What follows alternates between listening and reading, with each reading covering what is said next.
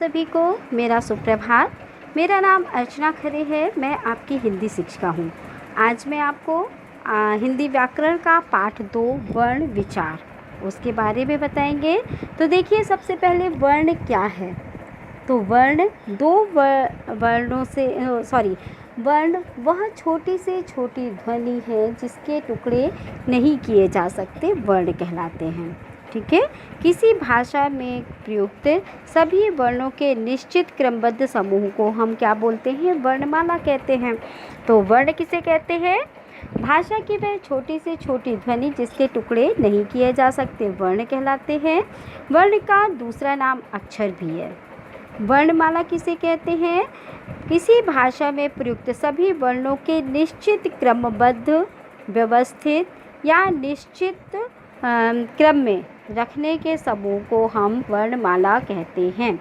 जैसे हमने जो आ से लेकर ज्ञा तक है, ठीक है, आ से ज्ञा तक अगर हम क्रम से लिखेंगे तो वो हमारा वर्णमाला सही कहलाएगा। अगर हम वर्ण तो उतनी है मगर ऊपर नीचे लिखेंगे, आगे पीछे वर्णों को लिखेंगे, तो वो हमारा वर्णमाला नहीं कहलाएगा।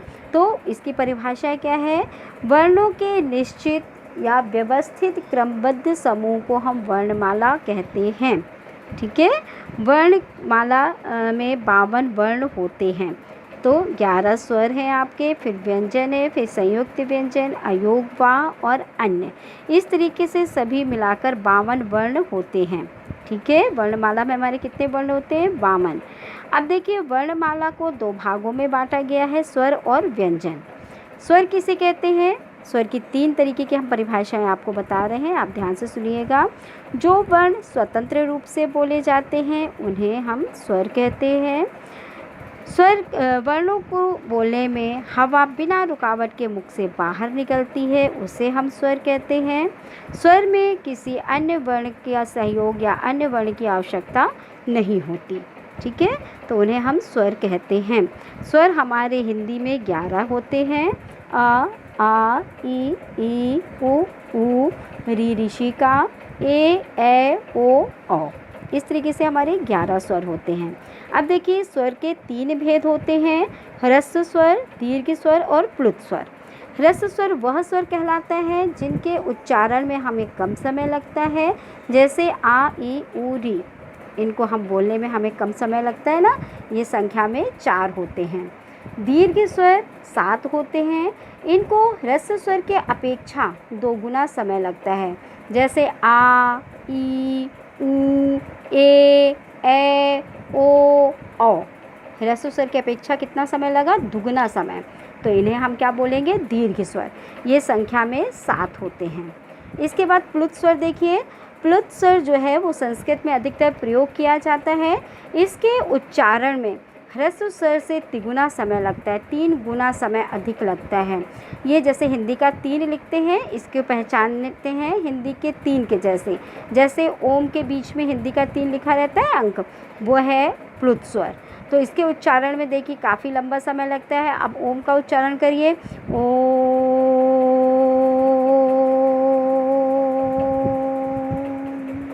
ठीक है। तो ओम में जो 3 होता है ये है प्लुत स्वर। इसके बाद देखिए मात्राएं। मात्राएं किसे कहते हैं? व्यंजनों के साथ मेल किया जाता है। जब स्वरों का व्यंजनों के साथ मेल किया जाता है, अर्थात जब स्वर व्यंजन के साथ मिलाकर लिखे जाते हैं तो उनका स्वरूप क्या होता है? बदल जाता है। जो मात्रा, जिसे हम मात्रा कहते हैं। स्वरों के बदले हुए स्वरूप को हम क्या कहते हैं? मात्रा कहते हैं। स्वरों के बदले हुए स्वरूप को क्या कहते हैं? मात्रा। जिसमें से हमारे 11 स्वर हैं। 11 स्वर में छोटा आ की कोई मात्रा नहीं होती, यानी हमारे 10 स्वरों की मात्राएं होती हैं। इसके बाद देखिए अयोगवाह। अयोगवाह क्या है?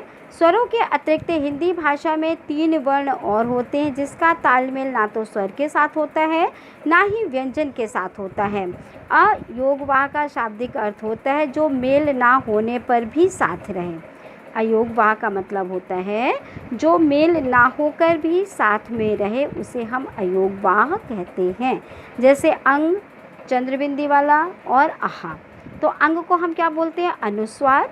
इसका उच्चारण करते समय ध्वनि जो है नाक से निकलती है, जैसे चंचल, चंदा, चंद्रमा, नाक से उच्चारण हो रहा है ना, नाक से ध्वनि बाहर निकल रही है।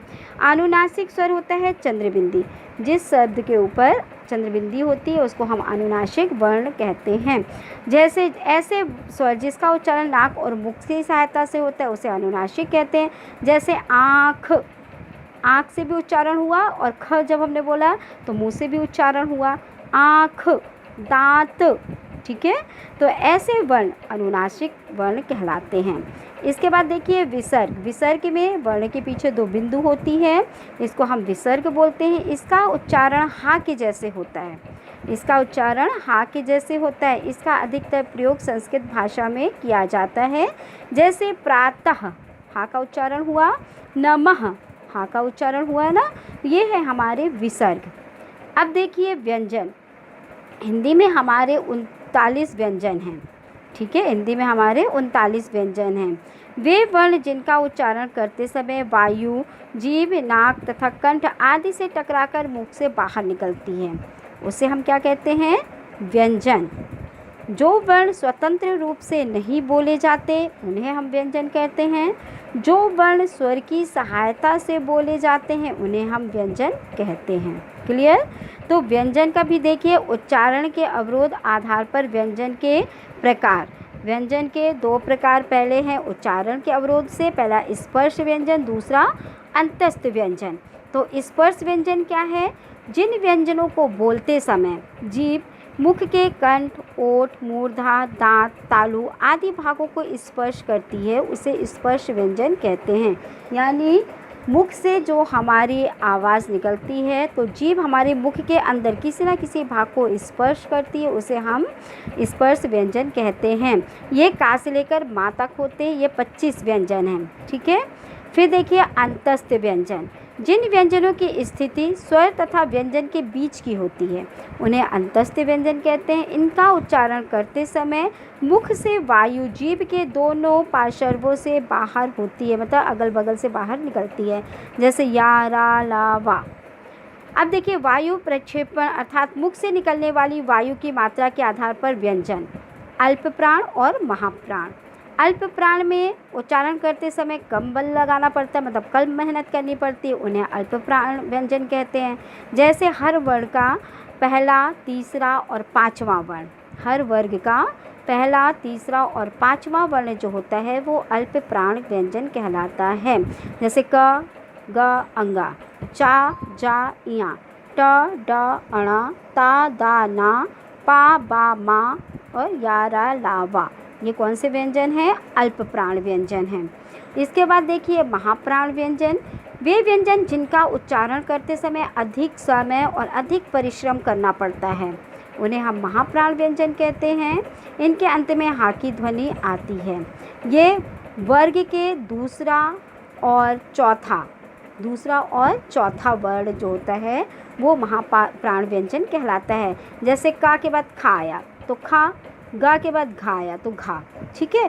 का, घा, छ, झ, फिर है ठ, ढ, था, ध, फ, भा, शा, सा, शा, हा। ये जो व्यंजन है ये महाप्राण व्यंजन कहलाते हैं। संयुक्त व्यंजन क्या है? दो व्यंजनों को एक साथ मिलाकर जब लिखा जाता है तो उन्हें हम संयुक्त व्यंजन कहते हैं। जैसे का और शा मिलकर छा छतरी का बन जाता है, शा और रा मिलकर श्रा श्रमिक का बन जाता है, ता और रा मिलता है तो त्रा बन जाता है, ठीक है। इस तरीके से ये संयुक्त व्यंजन कहलाते हैं। अब देखिए वर्णों का उच्चारण स्थान। वर्णों का जो उच्चारण स्थान है तो का, ख, ग, घ, अंगा कंठ के द्वारा, चा, छा, झा, झा, इया तालव्य के द्वारा, ट, ठ, ड, ढ, इया मूर्धन्य के द्वारा, ता, था, दा, धा, ना, ला, शा दंत के द्वारा, पा, फा, बा, भा, मा ओष्ठ के द्वारा, ठीक है। इसके बाद ए कंठ और तालु के द्वारा, ओ कंठोष्ठ कंठ गला और ओठ के द्वारा, वा दांत के द्वारा और अनुस्वार जितने हैं वो अनुनासिक के मतलब नाक के द्वारा निकलते हैं। अब इसके बाद देखिए वर्ण संयोग। वर्णों के परस्पर संयोग को वर्ण संयोग कहते हैं। ये दो प्रकार के होते हैं, व्यंजन और स्वर का संयोग, व्यंजन और व्यंजन का संयोग, व्यंजन और व्यंजन का संयोग। पहला है व्यंजन और स्वर का संयोग। जब ज्ञातव्य है कि स्वर के संयोग के बिना किसी व्यंजन का उच्चारण संभव नहीं है, किंतु इसे लिखा जा सकता है। स्वर के बिना लिखे व्यंजन को हलंत के द्वारा बताते हैं, जैसे चा, ठीक है, चा धन ए, तो चे चा में एक चा हलंत है तो आधा है, इसमें ए स्वर जुड़ गया तो चे बन गया। इसी तरीके से व्यंजन और व्यंजन का संयोग यह दो प्रकार के होते हैं, जैसे ता और रा मिल गया तो त्रा बन गया, का और शा मिल गया तो छा छत्री का बन गया, ठीक है। इसके बाद देखिए द्वैत व्यंजन, जब एक जैसे दो व्यंजन आपस में मिलते हैं तो उसे द्वैत व्यंजन कहते हैं, जैसे मक्का, चक्का, शक्कर, मच्छर, है ना। तो जैसे क धन का, आधा का और पूरा का मिल गया तो क्या बन गया, मक्का। तो आपको समझ में आया, आप इस पाठ को बहुत अच्छे से समझिएगा, पढ़िएगा। इसके बाद देखिए वर्ण भाषा की सबसे छोटी इकाई होती है। किसी भाषा में प्रयुक्त सभी वर्णों के निश्चित क्रमबद्ध समूह को वर्णमाला कहते हैं। हिंदी भाषा में वर्ण दो प्रकार के होते हैं, स्वर तथा व्यंजन। जो वर्ण स्वरों की सहायता से बोले जाते हैं उन्हें व्यंजन कहते हैं। अनुस्वार के उच्चारण करते समय वायु केवल नाक से बाहर निकलती है। अब इसके कुछ हम प्रश्नों के उत्तर करवा रहे हैं आपको। देखिए सही विकल्प, भाषा की सबसे छोटी इकाई होती है वर्ण। जो वर्ण बिना किसी की सहायता के बोले जाते उन्हें स्वर कहते हैं। अ, ई, उ तथा री ह्रस्व स्वर हैं। प, फ, ब, भ, म का उच्चारण स्थान ओष्ठ है। जब एक जैसे दो व्यंजन मिलते हैं तो उन्हें द्वित व्यंजन कहते हैं। खाली स्थान देखिए, वर्णों के निश्चित क्रमबद्ध समूह को वर्णमाला कहते हैं। वर्णों को अक्षर भी कहते हैं। स्वरों के बदले हुए स्वरूप को मात्रा कहते हैं। अंग तथा आहा अयोगवा है।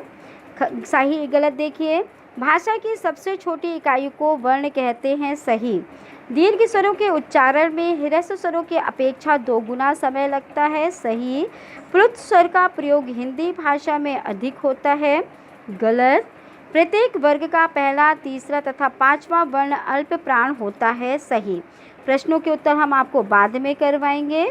इसके बाद देखिए स्वर और व्यंजन में अंतर, ये भी हम बाद में मतलब आगे वाले वीडियो में करवाएंगे। अब देखिए निम्नलिखित व्यंजनों के आगे उनका भेद लिखना है। का, पा, मा स्पर्श व्यंजन, या, रा, ला, वा अंतस्थ व्यंजन, शा, शा, साहा ऊष्म व्यंजन है। छ, त्र, ज्ञा और श्रा श्रमिक का संयुक्त व्यंजन है।